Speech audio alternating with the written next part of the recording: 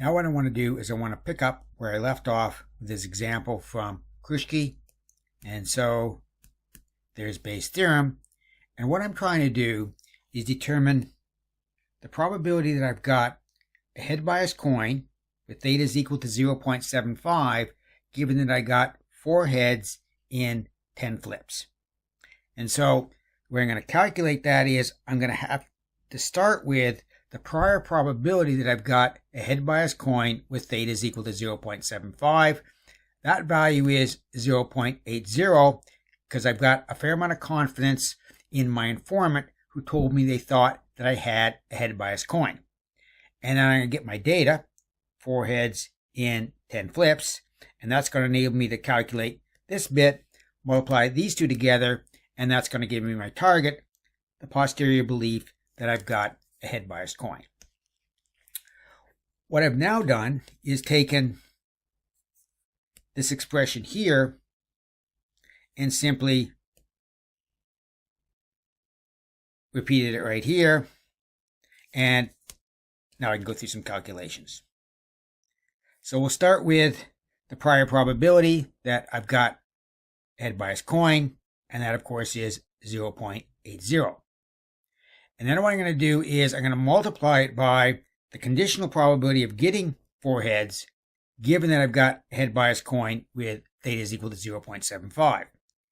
In order to calculate that, I'm going to use the binomial theorem, because this is a binomial process. I got 4 heads in 10 trials. If we assume that theta is equal to 0.75, we can do these calculations and obtain 0.0162 for this value. So now I've got the numerator. Now what I need to do is get the denominator. And the denominator is the marginal probability of getting 4 heads. Well, there's only 2 ways in which I could have gotten 4 heads. I could have gotten 4 heads with a head biased coin. And that's represented by this expression, which is the joint probability of getting 4 heads and a head bias coin. Or I might have gotten 4 heads with a tail bias coin. It's represented here, the joint probability of having 4 heads and a tail bias coin. So I need to evaluate these 2 things. So we'll begin with this thing, the joint probability of 4 heads and a head biased coin. The way we get this is to take the probability of having a head biased coin and then multiplying it by the conditional probability of getting 4 heads if I had a head biased coin. And I already did that. I already did that up here. So there it is there, and there it is there. So now what remains is for me to calculate the probability of getting 4 heads and a tail bias coin. And analogous to what we saw here, there is the probability of having a tail bias coin, and there is the probability of getting 4 heads conditional upon a tail bias coin. So what's the prior probability of having a tail bias coin? Well, either I've got a head bias coin or I've got a tail bias coin. The prior probability of having a head bias coin was 0.80.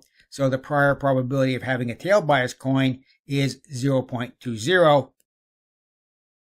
So that's that value here. And then I need the conditional probability of getting 4 heads, given that I've got a tail bias coin. Once again, I will return to the binomial theorem. This stays the same. This stays the same. But now theta becomes 0.25. When I do that calculation, I get this value. Multiply these 2 together. It gives me that. Add these 2, and that gives me this denominator. Just want to say something again about this denominator. It ought to make sense what we're doing here, because earlier we saw that the probability of getting a pine tree, marginal probability of getting a pine, was obtained by taking the joint probability of pine and the different height classes and summing up overall height classes. What we're doing here is calculating the marginal probability of getting 4 heads by taking the joint probability of 4 heads and the 2 values of theta and summing up over all the values of theta. But in any event, we've got all the numbers we need in order to calculate our target. The posterior probability of having a head bias coin with theta is equal to 0.75, and that turns out to be about 30%. So the details of this process are kind of tricky, but think what we had is we started off with an 80% probability of having a head bias coin with theta is equal to 0.75.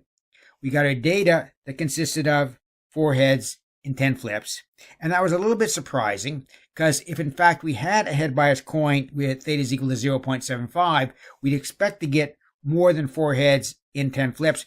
Bit of a contradiction here. We resolved that contradiction by running it through Bayes' theorem, and that enabled us to calculate the posterior belief. And that in general is how this Bayesian data analysis is going to work. Begin with a prior probability, get some data, run it through Bayes' theorem, and calculate the posterior.